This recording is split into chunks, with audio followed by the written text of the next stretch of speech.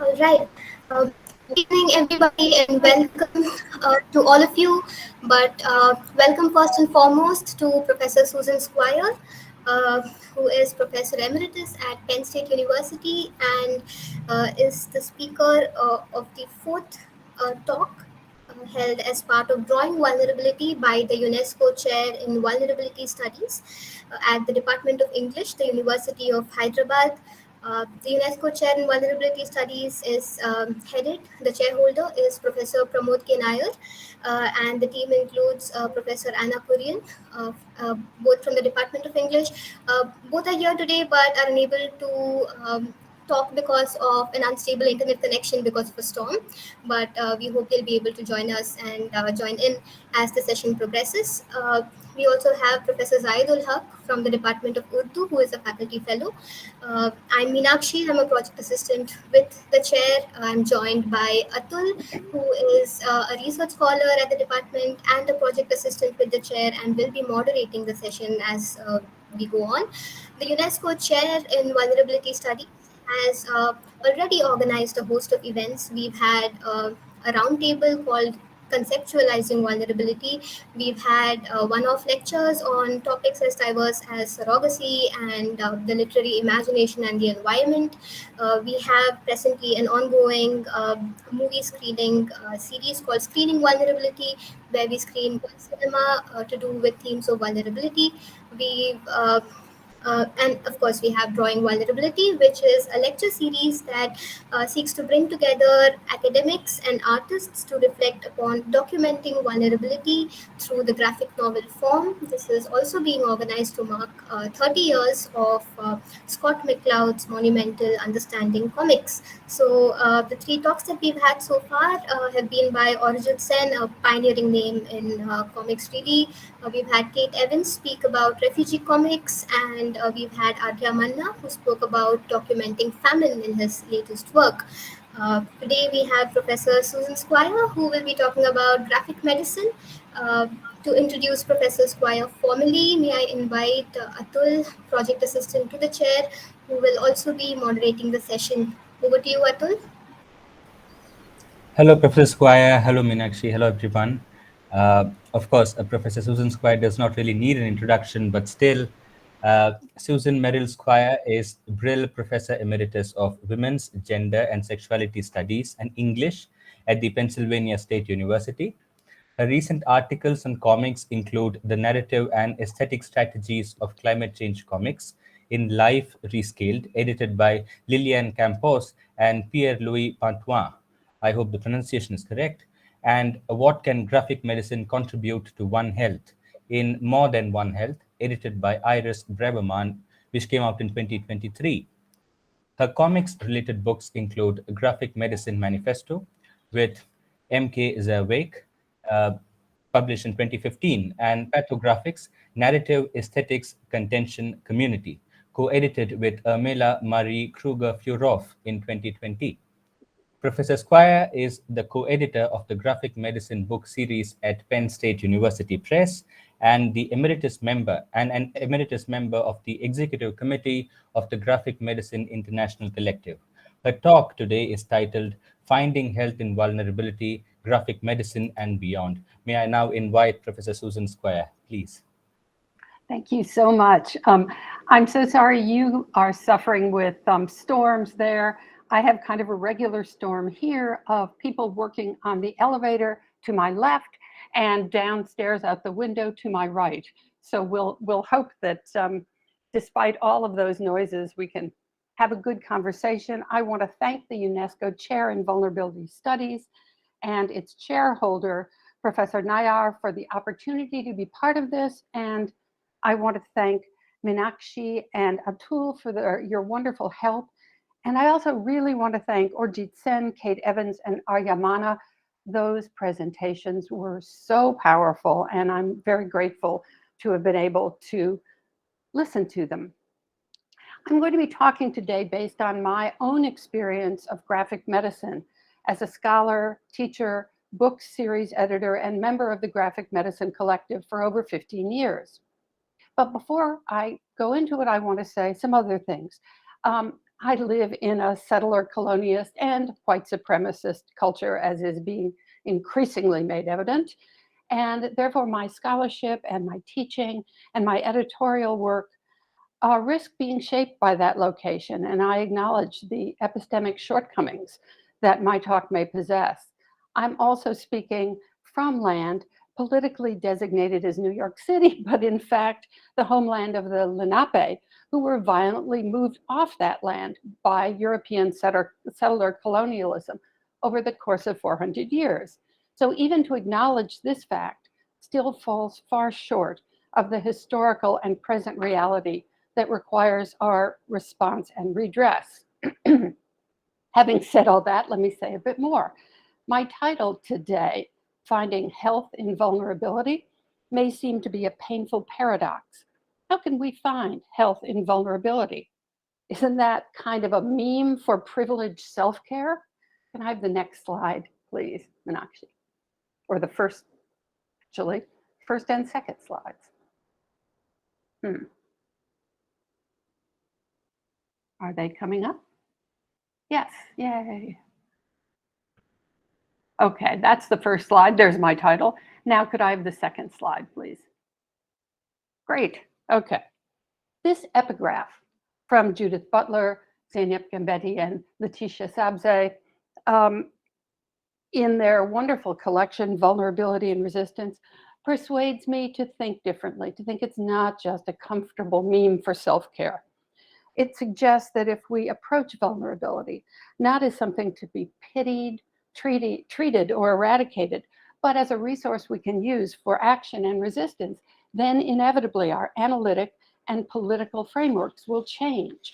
And when that happens, then action and resistance can work together to create health from collective attention to that vulnerability. I think that's the message of graphic medicine. So not to bury the lead, let me say that I'm going to be making 2 points today. First, graphic medicine has improved medical practice by approaching vulnerability as a valuable resource to improve healthcare. That's point one. Point two, graphic medicine has the potential to reach beyond institutional medicine, to reshape what counts as health, who counts as a patient, and where action and political resistance are needed to bring health to all. Participants in graphic medicine activities whose experience extends beyond the traditional Western medical model with its normate and cisgender perspectives and its Euro-American cultural bias have offered and are continuing to offer trenchant critique and theoretical and practical redirection of the field of graphic medicine. They've drawn attention to the intersectional nature of physical, social, economic, and environmental challenges to health and well-being. Not only is their critique expanding the kinds of comics understood as participating in graphic medicine, but it's also reframing the activities and practices that are identified as sources of health. May I have the next slide, please? At the core of graphic medicine is the use of gesture to express experience, both physical and psychological. You can see this even on the cover of Scott McCloud's classic Understanding Comics. His hands are raised and held forward in an explaining gesture. But gesture plays an even more important role in rendering vulnerability. Next slide, please. You can see it here. Ali Brosh on the left, her rendering of depression as the flat, only slightly humanoid character laid flat back on her bed, her buggy eyes staring at the ceiling. You can see how without words a comic can express an embodied experience. This is from her blockbuster, first web-based and then finally book form comic, Hyperbole and a Half, which came out in 2013. And if you look at the right, you can see the micro dictionary of gestures that the iconic cartoonist Will Eisner created as a template to show how the physical form could register emotion. This is just one of my favorite illustrations because look at how many ways threat and power, fear and anger can be registered in the body. There's a great version of this made by the American Veterinary Association that has taken, probably unconsciously, modeled itself on Eisner's comic to show a visual lexicon of a dog's health. And I wish I had more time to show that to you. Okay, next slide, please. From the beginning, graphic medicine drew on this aspect, the gestural aspect of comics. Again, you can see it even in the characters from the graphic medicine committee or collective who are registered here. Here we are in 2015 in the Graphic Medicine Manifesto as we try to define what graphic medicine is. You can see M.K. Zerwick there with her stethoscope around her neck and her arm raised, and she's saying the intersection of the medium of comics and the discourse of healthcare. And then below her, you can see Dr. Ian Williams also wearing a stethoscope as he gives his own definition in language that is a great satire on academic speak. Graphic medicine combines the principles of narrative medicine with an exploration of the visual systems of comic art, interrogating the representation of physical and emotional signs and symptoms within the medium. And then you can see Dr. Michael Green in a white coat, no stethoscope, and he focuses on medical education and academic research. And we notice all these medical indicators. But then we also notice a chicken who's at the bottom, one wing upraised, and who chimes in, and it's more than this. Next slide, please.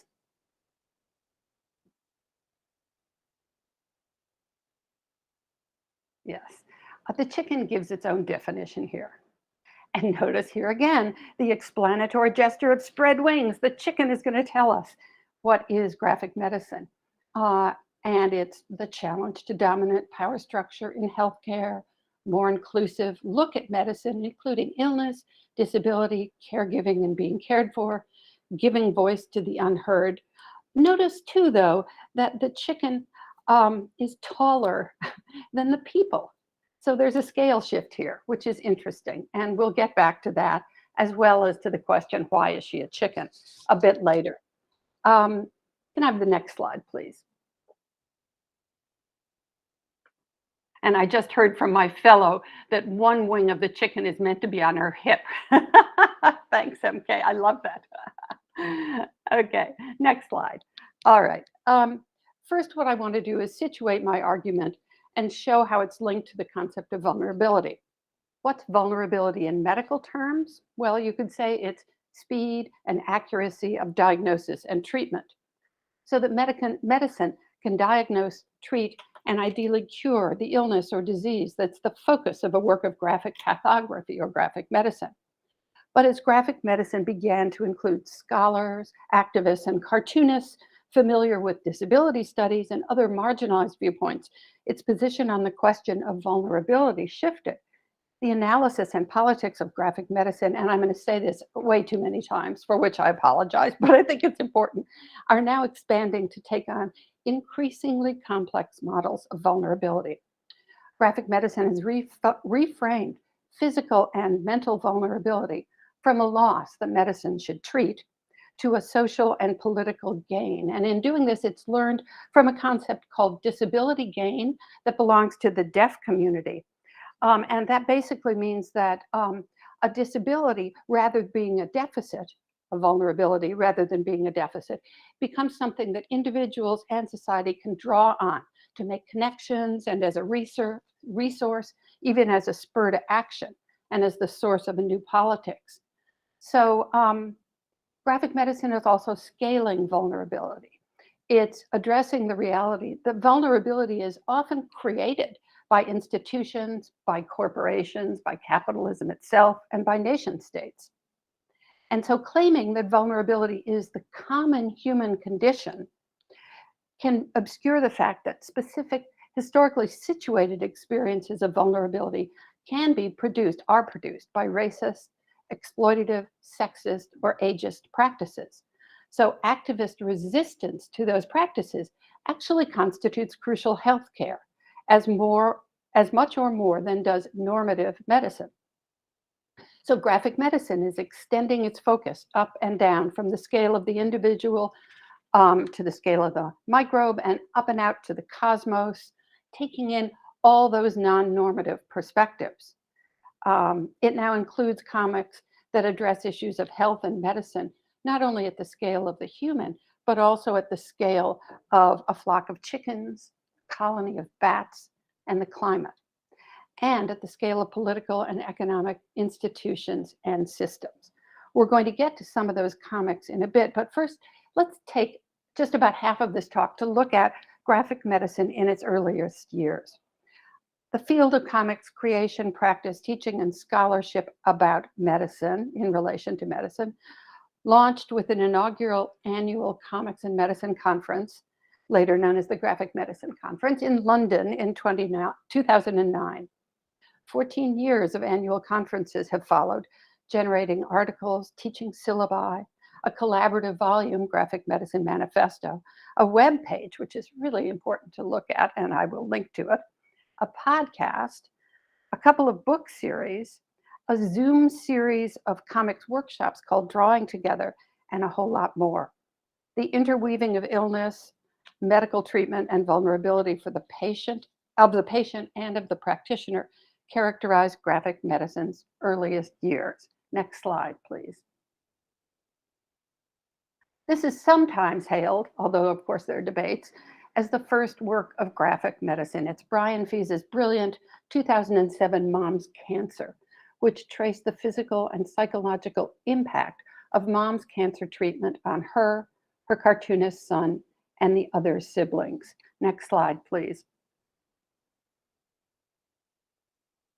This comic notably adopts the patient and family as outsiders' view. They're looking into the medical system, which feels like a maze a lot of the time. So much of a maze that not only does it make the poor patients and medical students and family members on the left confused, but even the doctor father on the right, who is so disheartened by his experience with medicine that he leaves it and goes on a path through all sorts of alternative therapies, trying to find something that works for him.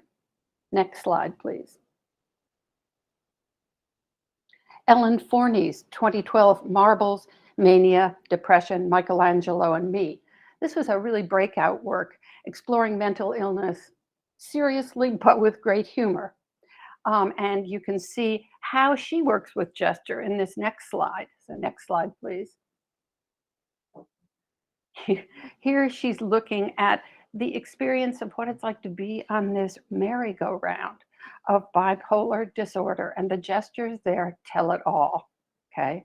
This book was followed by Rock Steady, Brilliant Advice from My Bipolar Life, also by Forney, which is a toolbox for living with bipolar disorder. And then later by Kathleen Founds is really terrific, Bipolar Bear and the Terrible, Very Bad, No Good Health Insurance, published by Graphic Mundi in 2022, which for people in the United States is a toolbox for navigating the US healthcare insurance labyrinth. Next slide, please. M.K. Zerwick's 2017 Taking Turns told the story of the first dedicated HIV/AIDS unit at Illinois Masonic Medical Center in Chicago. It's narrated by M.K., a nurse who worked on the unit. As it was so successful, it was able to close with the advent of retrovirals. And the comic portrayed the shared vulnerability of patients, friends and family, nurses, doctors, chaplains, and health aides. Next slide, please. Here we see comic nurse talking with a psychiatrist from the unit about the challenges of taking care of oneself when one is caring for others. He says, you become a part of every death you're a witness to. What matters is who you become as a result of that. MK asks, why don't they teach us any of this in nursing school? It's tough stuff to teach, he said. Everyone's needs are different. You have to figure out how to do self-care. How are you dealing with your grief? Painting mostly. And in this conversation, the source of this memoir comic is born. And basically, MK starts making comics and graphic medicine ab ovo, is shown here as a resource for dealing with the pain and grief that's integral to healthcare. Next slide, please. Ian Williams, who coined the term graphic medicine and is basically one of the major founders of the field, wrote the 2015 book, The Bad Doctor, and that explored the intertwined stresses of medical practice and a childhood diagnosis of obsessive compulsive disorder, as we see in this beautiful image of the narrator's childhood bout of magical thinking to protect his family. Since then, Williams has published The Lady Doctor, and he's now at work on the final book in his graphic trilogy. Next slide, please. Taking graphic medicine into the classroom, doctors, nurses, and medical humanities scholars began teaching students how to make comics. And among the pioneers of this were Michael Green and Kimberly Myers, who introduced comics to the medical students at Penn State Hershey Medical School in the United States.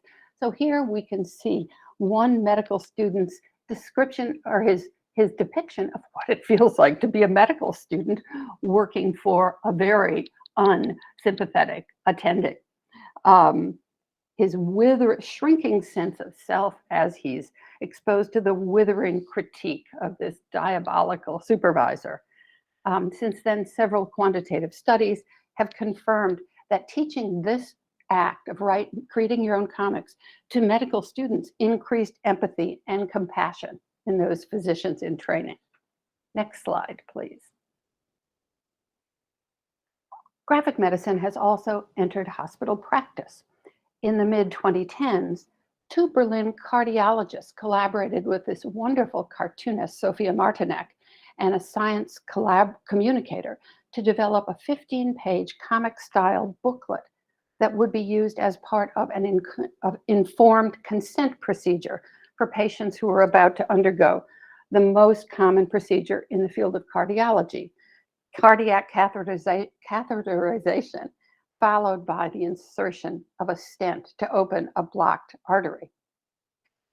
This collaborative group carried out a quantitative study of this consenting procedure, comparing it to a text-based pamphlet. They gave both to patients about to undergo this procedure and needing informed consent, and they found that the comic increased patient understanding, significantly reduced patient anxiety, and led to better patient outcomes. They published this study in the Annals of Internal Medicine, and they're now doing another study of the same graphic pamphlet to obtain informed consent for the procedure from patients with dementia. Next slide, please. Around 2016, the Pathographics Project began in Berlin. This multidisciplinary research project focused on the relations between graphe, or writing and drawing, and pathos, or suffering. It was funded by the Einstein Foundation of Berlin, led by Dr. Irmela Marie Kruger-Furhoff, and I was part of it as well as an Einstein visiting fellow at the university there. Together, we put together this co-edited volume in which we explained the focus of our research. It was on the shared human condition of vulnerability, and also the power of art to convey, critique, or cope with this condition. And we went on to argue that pathos might even serve as a common ground for political activity and community building. Next slide, please. We hoped with the project to bring works of graphic medicine to an audience that bridged the medical world and the world of public culture.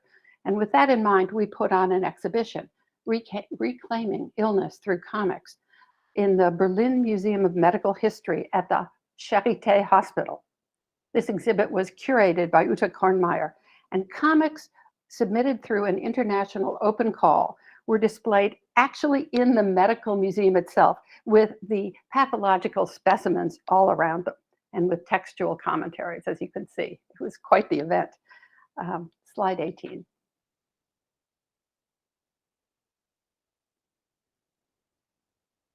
Meenakshi, could I have slide 18, please? Thank you. And this might be one you want to zoom in on the left if you can. This is just one work exhibited in the exhibition. It's Australian cartoonist Safdar Ahmed's graphic memoir, My Battle with Crohn's Disease. And if you can look at it there, when you look at it closely, you can see how it demonstrates some key features of graphic medicine: a personal perspective on a medical issue, supplements and comments on the standard clinical presentation, as you can see, and medically framed information about diagnosis and treatment is intertwined with the narrator's own experiences. So what we have is a graphic treatment of a very stigmatized subject, bodily excretion, which directly confronts readers with the intimate facts of the disease, using vulnerability, particularly a stigmatized vulnerability, to engage and inform the reader. This has deep roots in the history of comics, probably going back to Binky Brown and the Holy Virgin Mary. All right, slide 19, please. Thanks, Meenakshi. Right. Since that exhibit, the US National Library of Medicine has hosted another exhibition, Ill-Conceived, Better Drawn, curated by cartoonist Ellen Forney, and which is online now at the link that I will post, or have posted, I think, in the next one. Next slide, please. The focus, or you can just Google it, Ill-Conceived, Better Drawn. The focus of the exhibit extends past showing classic works of graphic medicine to including lesson plans and teaching modules for secondary and university level students. And this is online and available to everybody. Slide 21, please, or the next slide, rather. Okay, so this gets me about halfway through my history. We're moving now from graphic medicine as it has been to graphic medicine as it is becoming. The field of graphic medicine by now extends beyond individually focused, often autobiographical narratives to comics that are addressing illness and the search for health, but featuring multiple subjects, very complex and multi-scale contexts, and that are often produced by multiple creators. And this reflects the movement away from the confessional narrative so central to early works of graphic medicine. We called it the pathography. These confessional narratives are, of course, part of the techniques involved, as Foucault has taught us, in the care of the self. But recently, Soha Bayumi has suggested that graphic medicine's original, earliest white and middle-class nature might also be rooted in this habit of centering a confessional medical narrative without appreciating what it would mean for people of color, that a BIPOC person would have to reveal a doubly stigmatized self, whose narrative would necessarily incorporate both illness stigma and racial stigma. Next slide, please. Oh no, back up, sorry, not next slide. Thank you. We've been celebrating the work of Scott McCloud, who's known for the formal attention he paid to the white space between comics panels, the gutter. You remember his "everything happens in the gutter" that he told us, that the imaginative engagement provided by the reader moves us from one panel to the next and makes the comic come alive. Well, recently, a really interesting reconceptualization of the gutter has been offered by Catherine Kelp-Stebbins when she wrote a survey of comics that articulated anti-colonial, feminist, and anti-racist meanings. Kelp-Stebbins' argument redefines some of the central tenets of comic studies, like the iconicity of the ligne claire, the very clean line of comics, the universality of the iconic blank face, the cultural implications of comics' use of stereotype, and the global consistency of the reading and reception of comics. There's a lot to say about these, and I can't get into it now, but I just want to say that together, this challenges a default mode of understanding comics that privileges whiteness, formal restraint, and Eurocentricity, while failing to question the privilege and prejudice underpinning the unexamined use of comic stereotypes. Now, Kelp Stebbins rereads the function of the gutter in comics, drawing on the complex beauty of Michael Nicol Galunan's Red, a Haida manga, to show how it challenges the form, placemaking, and terminologies that are accepted in comic studies. This British Columbian comic, which merges Haida culture with Japanese manga, challenges the role of the grid and the gutter in comics because of the central role both have played in settler colonialism. The first as an essential comic of imperialist mapping, and the second as a white zone in which all differences are eradicated in a normative and unmarked centrality. So Kelp Stebbins redefines the comics medium instead as a GPS, or graphic positioning system, which articulates the pressures of local realities through translational variations, formal differences, and divergent marketing practices. Drawing on the critiques of such scholars, as well as many others, the field of graphic medicine is becoming more attuned to the challenges of using comics in health, so that in both scholarship and creative works, it is delivering a more precise attention to the local and situational realities of health and health disparities. So it's scaling up and it's changing from a focus on medicine to an attention to health and to what counts as health and whose health counts as its analytic and political focus. These new kinds of comics address several different concerns: the human-animal relationship, human microbial relations, and health as a population-based concern. We've seen some of that in the powerful comics presented in this lecture series by Orchit Sen, Kate Evans, and Arya Mana, in which environmental, political, and sociological vulnerabilities are shown as intersectional and frequently the product of institutional actions. Slide 22, please. The next slide, please. So a quick survey of how graphic medicine is broadening out. The online comic journal, The Nib, which was launched as long ago as 2013, published this 2019 fantastic comic on medicine by Whit Taylor and Chris Kindred, and it's excavating the origins of medical distrust in the African American community's response to the notorious Tuskegee experiment. Next slide. One means of raising awareness of ethical issues and catalyzing debate about the funding of drug research for so-called orphan tropical diseases has been the collaborative creation of comics such as Parasites, created by the Wellcome Institute for Molecular Parasitology in Glasgow. In this graphic narrative, the aesthetic combination of text and image encourages readers to explore new ways of thinking critically about the ethical, social, and political structures that adversely affect human health. Next slide. Written by Jamie Hall and Edward Ross, and illustrated by Edward Ross, Parasites shows how a comic can energize public awareness and debate about the unequal reach of healthcare, because it voices and visualizes the experiences not only of Western parasitologists shown at top right, but also of the African peoples far from the dominant economic, political, and social cultures of Europe. The relations between British imperialism and parasitologist research agendas might not be explicitly stated, but the images in this comic make the connection clear. Next slide. So the plain flat facts of the economics of drug development can be laid out in the text of the comic, but they can also receive a powerful critique in the images.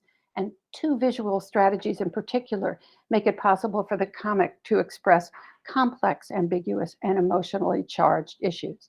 Its control of perspective and its deployment of scale, by which objects are ordered in a sequence or hierarchy. Just as changing the angle from which we look at something can help us see it anew, so too reevaluating the scale at which we encounter a concept, a person, or a process can help us reevaluate our response to it.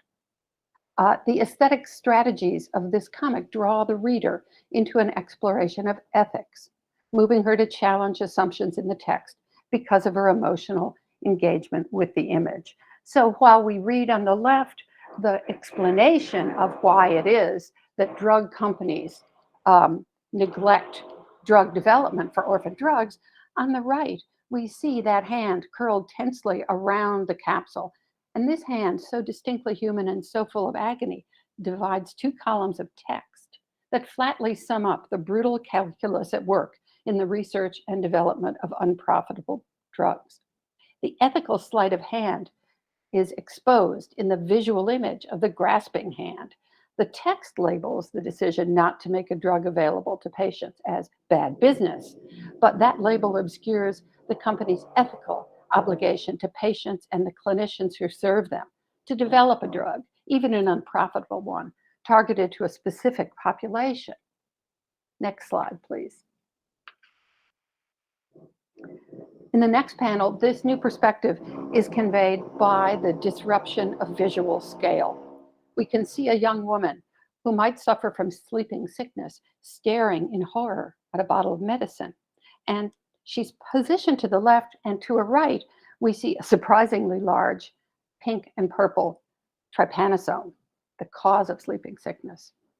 And the skull and crossbones icon and poison label echo the information above it, which is that most of the drugs developed to treat sleeping sickness are based on arsenic. And the principle is the drug will kill the parasite before it kills the patient. Next slide, please. The relationship between human and animal health was part of the original definition of graphic medicine. It was the thing that got the chicken into graphic medicine, because the chicken explained that her interest in the relations between human health and animal health, human medicine and animal medicine, were underexplored.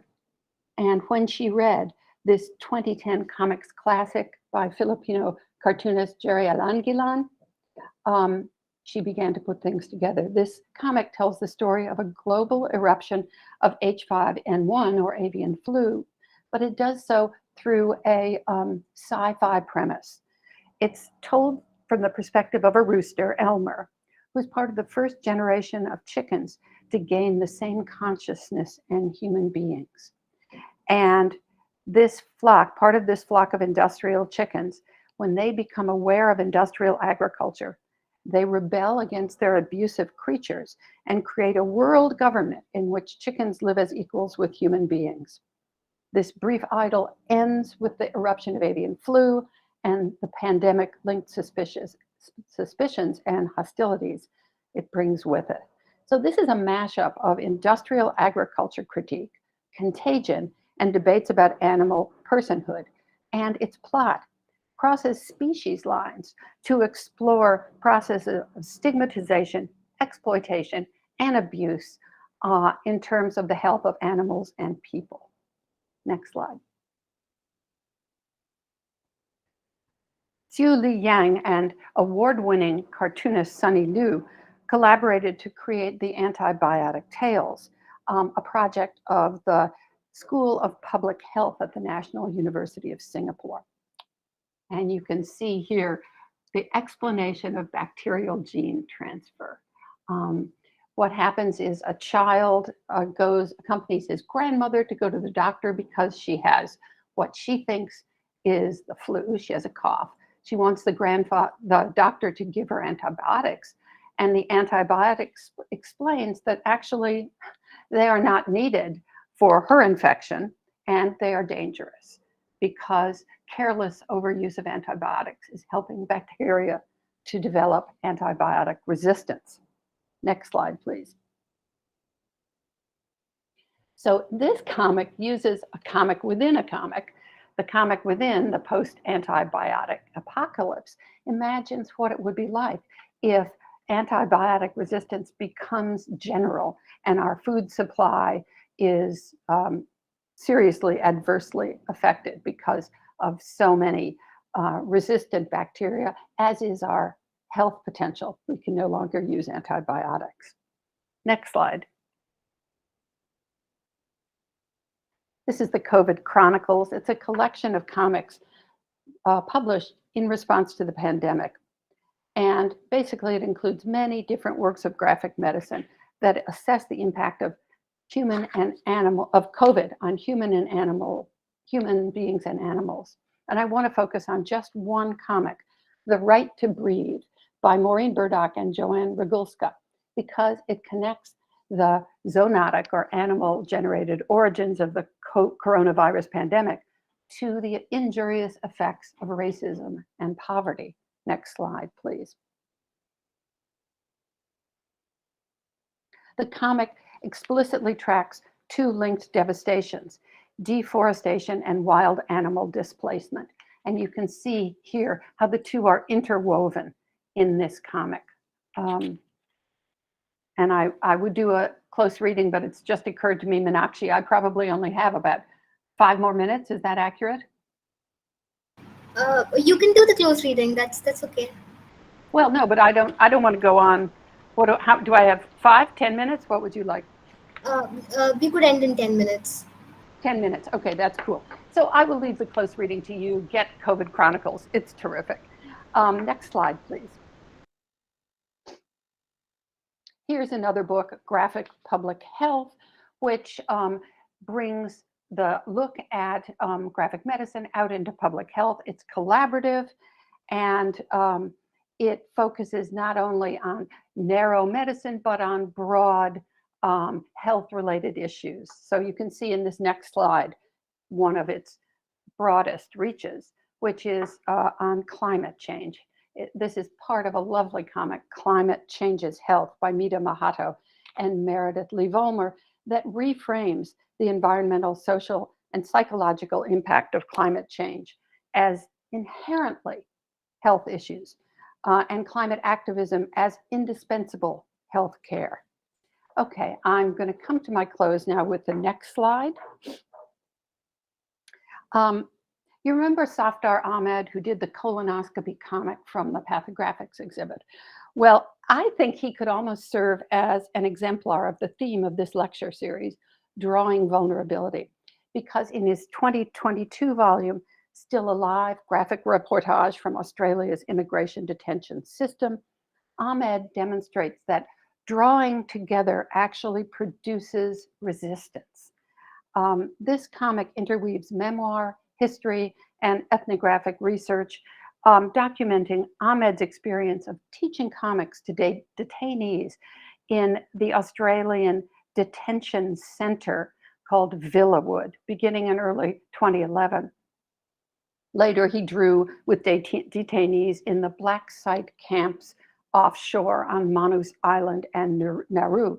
These are all places where asylum seekers trying to get to Australia have been detained with no ability to seek judicial review and indefinite sentences there.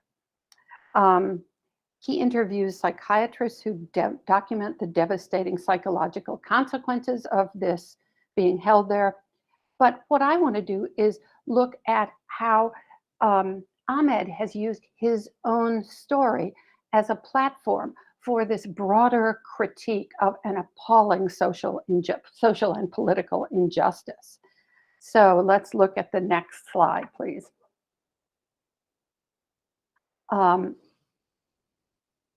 Ahmed uses the visual language that he borrowed from a detainee on the right to address how hard it is to draw himself in his comic. He had a detainee he was working with who drew his face melting, among other things. And Ahmed picked it up. And notice in the left image, you can see him talking about how detainees resist in a number of ways. And that resistance becomes part of this journey that Ahmed himself is taking. He addresses his struggles to make the comic that becomes his final comic on the next slide.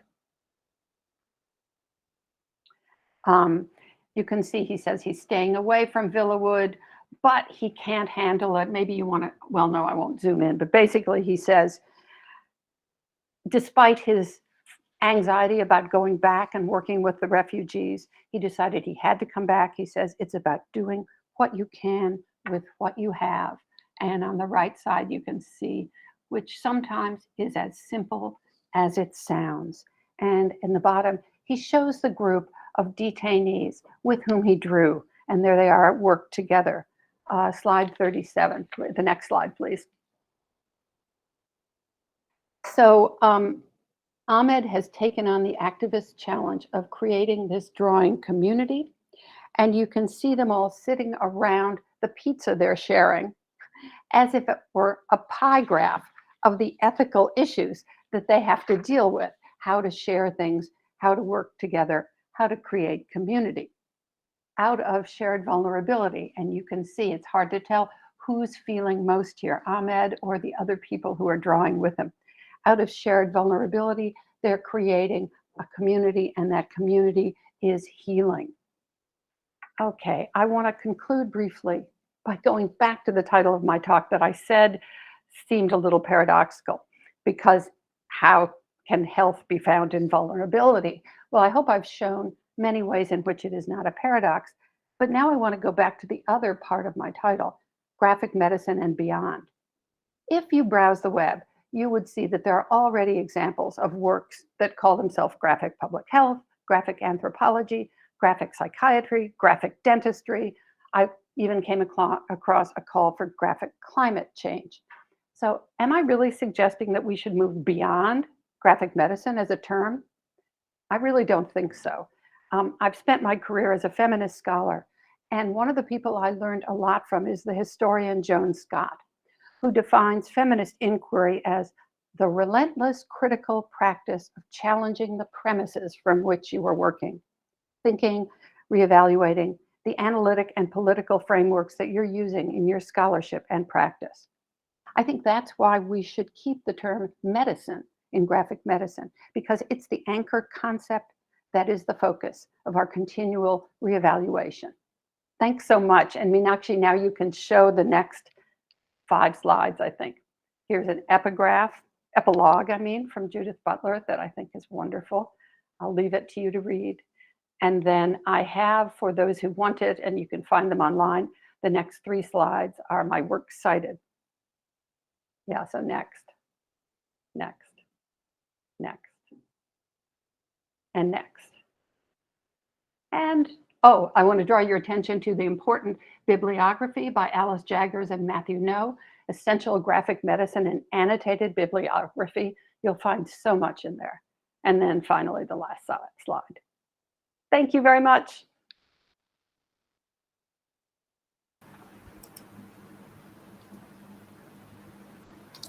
Thank you so much, Professor Squier. That was fascinating.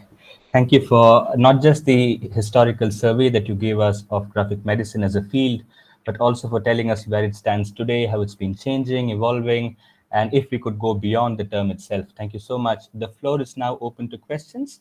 I would request the audience to click on the raise hand button and we'll call your names out. Roy has a question. Yes, please go ahead, Roy. Unmute yourself and go ahead, please. Professor Squier, thank you so much for the presentation. I wish to refer to a text that is actually a text for children. It's a text called The Measly Middle Ages by Terry Deary. It came out in 2009. Can you say its title one more time? Yes, Professor Squier. It's called The Measly Middle Ages. I'll just type it for you. Oh, that's wonderful. Thank you. The text, it's meant to be a historical text, but it uses a combination of text and comics. The humor is mostly dark, but it aims to inform readers about the bubonic plague and its effects. Oh, great. I do not know about this. Please do put it in the chat. I have, Professor, I'm sorry. I have. Oh, good. There it is. Measly Middle Ages. Fabulous. Thank you. It's a part of the Horrible History series. That's great. I'm so glad to learn about that. Professor Squier, so in the text, the protagonist, not the protagonist, I mean the character that takes us around the text is called Rattus. It's a reference to the rat, the main culprit behind the plague. And one of these one of the things that this text did to me as a reader, I mean, I read this when I was a child, was to show me, that we should reconsider the way we interact with animals, because it shows you over and over again the risk posed by the contact the rat had with the humans. And this debate came up again during the COVID period, when there was a concern as to we should perhaps keep our distance from animals, and we should stop invading into their territories, because the microorganisms that they contain may not always be favorable to us. And this made me concerned that, if we look upon it from a pragmatic perspective, as in we should stay away from animals because the diseases they carry might be harmful to us. My concern was whether such an approach would take the shift away from the animals to the humans back again, as in, for our own safety and for our own well-being, we should keep away from them. And this text was, this text was widely read by children in Kerala, at least that's where I'm from.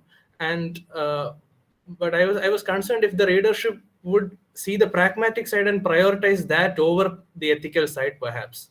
That is such a wonderful question. And I agree with you. It's not only that the reader prioritizes the pragmatic over the ethical, but the reader fails to take the broader picture, which would be more of a One Health picture, and see that the way we live with the animals around us is crucial for developing a health that includes us and the animals. We cannot wall ourselves off from animals, because in fact, their health is essential to our health.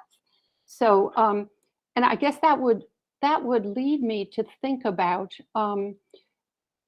the question of, or the sort of the knee-jerk idea that it's always great to use comics to communicate about anything. No, comics are like any other medium, and they can be used for good or for ill or somewhere in between. And recently in the US, we had an instance where somebody came in to a classroom bringing it was an elementary school classroom, bringing a comic that had been commissioned by an oil company or the oil industry to talk about how carbon was an essential element of life, and therefore, and the comic featured a scientist saying, therefore climate change is nonsense. We know it doesn't really exist as a real entity. And luckily, the people in that scene said, this is really not accurate, and it's not a good message to spread. And they managed to take the comic, I guess this was at a convention for teachers. They managed to get the comic out of the presentation. But I think comics, like any other form of literature or art, they need to be read critically and carefully. And they have complex meanings. And sometimes even within the comic, like Measly Middle Ages, some of what it's conveying is accurate, but some of it isn't. Does that help? Yes, Professor, thank you so much. Yeah, thank you for your good question. Any other questions? Ellen, yes, hi. Hi, Susan, Dr. Squier. It's so great to sort of see you, see your Sorry, email. I'll put my video on. Oh, lovely. Nice to see you. All with my video. So Yeah. all well this morning. Dr. Squier actually came to my university and gave a fantastic talk. And I've been fascinated with graphic medicine ever since. Yay. And I'm actually working on a graphic medicine project as a consequence. Oh, fantastic. So I really, and I think, I wonder if you can speak a little bit more about the role of graphic medicine for, you've given us such a rich picture today about the role for patients, about the role for social justice. And this latter is really what my own project is about. But the concern of my department, my primary department now is the Department of Family Medicine. And family medicine is in a bit of a crisis, in part because the structures of the Canadian system all rest on the family practitioner, and because they're burning out, they're quitting, there's fewer and fewer students going into it. And it was actually an interest of my chair, like how can comics be used to sort of communicate with the public some of these challenges that the practitioners have.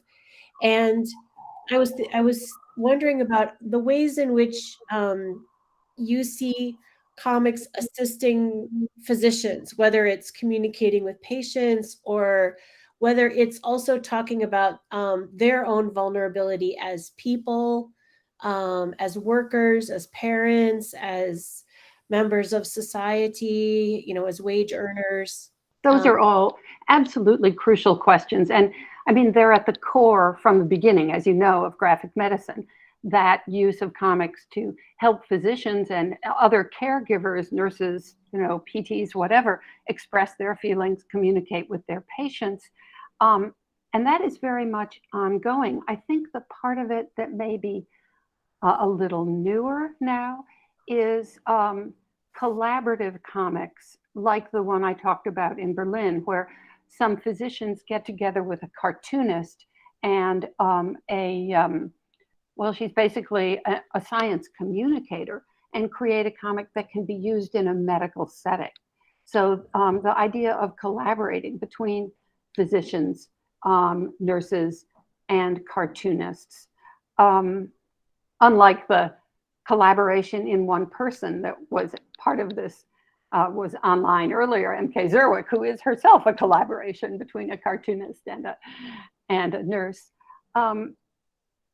I guess the other thing I would say is physicians are, even if resistant, are coming around to the incredible power of comics to communicate to doctors about the spaces that they need to be more aware of and attend to. And I'm thinking of the comics, for example, of Shirley World.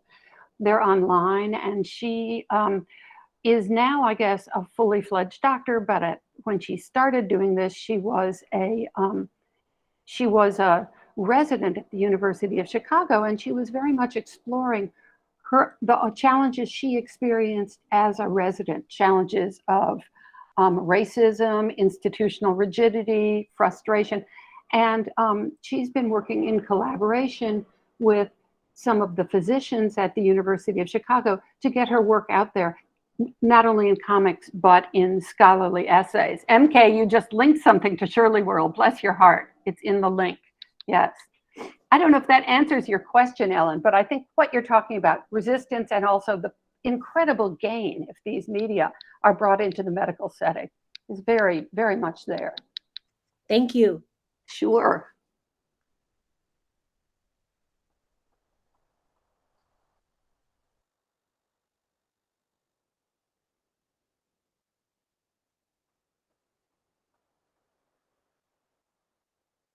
I don't see any other questions unless I'm just missing. Oh, yes, please.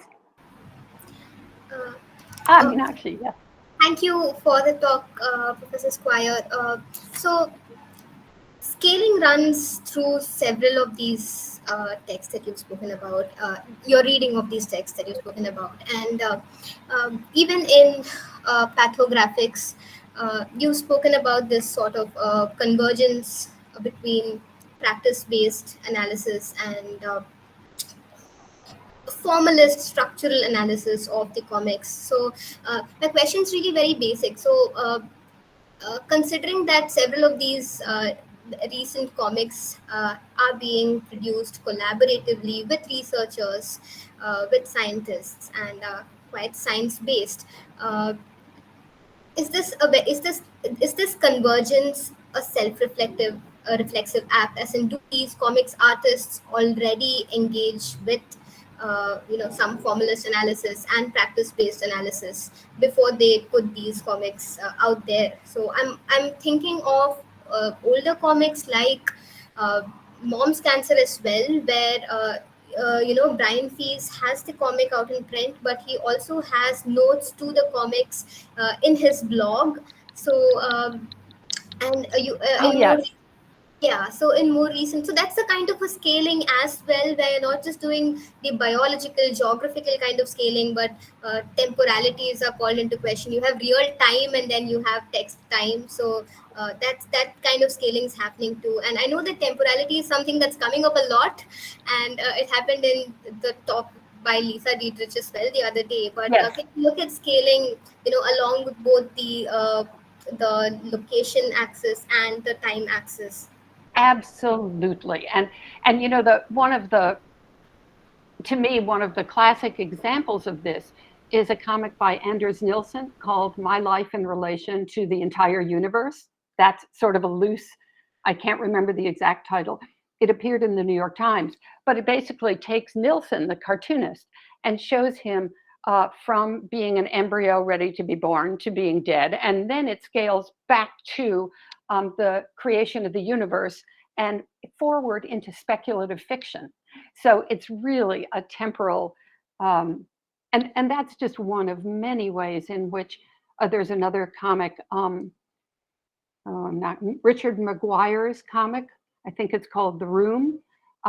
Scales back and forward temporally, and that's sort of what comics enable us to do. We can read them linearly going forward, but we can also move backward and we can also pause them. Thank you. Here, yes, you're absolutely right. Richard Maguire's Here, which is a stunning comic that takes one place but scales it back and into the future in time. It's so exciting. That's a really great question. And actually, did that come close to answering? Absolutely. Thank you. Good. Thank you. Thank you.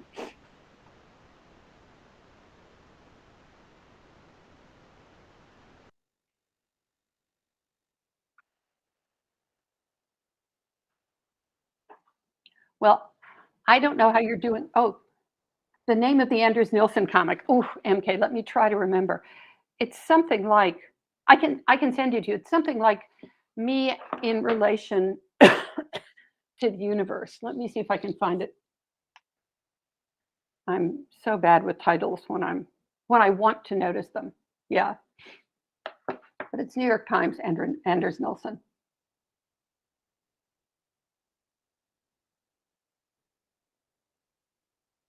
Yes, please. Hello, Professor Squier. It was a Hello. one presentation. Thank you. Um, I am a graphic medicine research scholar from India. Uh, Yay. yes, so your most of your scholarship has inspired our work. It has been a pleasure to listen to you. So, my question is that most of the graphic medicine works are patient responses to Western medical practices. Is Yes. what I've often felt. And are alternative methods of healing from other parts of the world, especially at an Indian point of view, we have medical knowledge systems such as Ayurveda or yoga. So, Absolutely. Graphic medicine equally receptive of these regional indigenous medical systems. In real time, if you look at the Indian scenario itself, I've often felt that there is a prejudice or there is a hierarchy for Western medicine over indigenous systems. So, Absolutely. I couldn't agree more. And I think graphic medicine as a field is incredibly open to this. One of the things about graphic medicine is it celebrates the clashes and context shifts and all of those things. Oh, thank you. Somebody just posted. Oh, there it is. Good. Um, that was the Anders Nilsson being posted. There is some treatment, even within Western, even within white graphic medicine, of other modes of healing. I think particularly of Ellen Forney's treatment of yoga as one of the crucial modes of healing in marbles. And if you look at, oh goodness gracious, I'm going to forget her name now, who wrote, oh, she's one of the absolute um, texts of graphic medicine. She wrote Fun Home, Alison Bechtel. Alison Bechtel's most recent book is on basically physical fitness. And she really thinks about the physiological impacts of that. Now, that is not to say that those Western models really are giving you what you're looking for and what we're all looking for, which is serious attention to non-Western medicine. In fact, I sometimes think that the image from Brian Fee's mom's cancer, yes, thank you, MK. It's The Secret to Superhuman Strength, is Alison Bechdel's book. I sometimes think of the image in Brian Fee's mom's cancer of the doctor father going, quote unquote, as he puts it, astray into non-Western medicine, is like the navel of graphic medicine in its newest incarnation. It's where graphic medicine needs to go to get over thinking of those other forms of medicine, Ayurvedic medicine, what you will, as some sort of failing, some sort of falling off the wagon of Western medicine.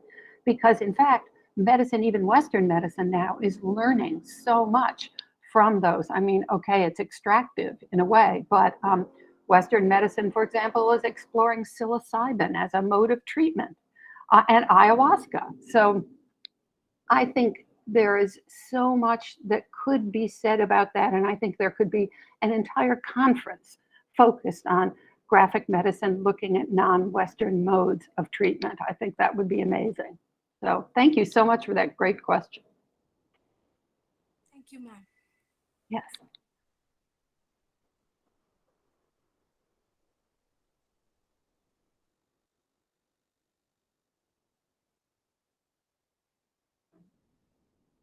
And the Anders Nilsson comic, Private Lives, Me and the Universe, is now in the chat if people want to see it.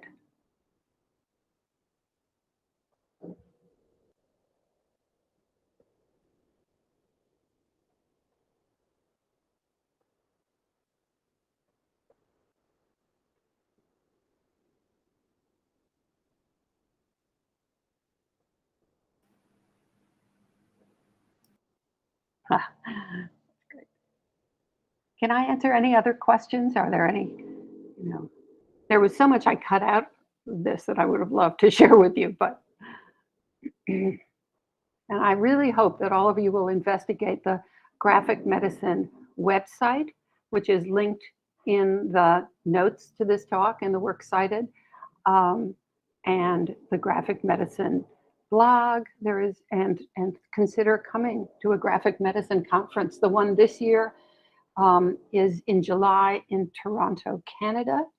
Next year, we think it will be in Ireland. And they're great conferences to go to. It's a great community.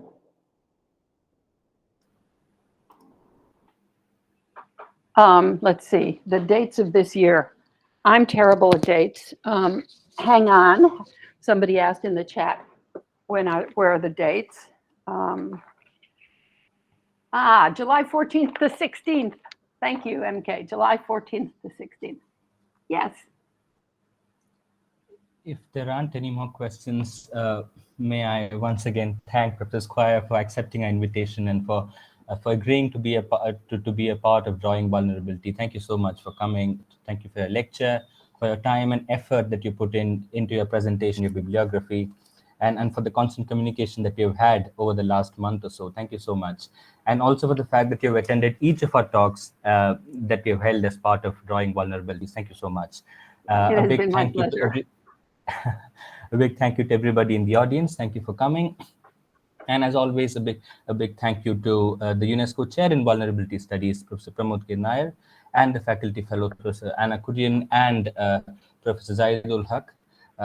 Thank you so much from everybody. And we hope that you can join us for the next lecture as part of Drawing Vulnerability, which will be on the 28th of April at 5 p.m. Indian Standard Time. This would be by Maria Cora Sanchez, who is from the Complutense University of Madrid. So the 28th of April at 5 p.m. Indian Standard Time. And the video for this lecture would be up on the UNESCO Chair in Vulnerability Studies YouTube page and the website as well. So thank you so much.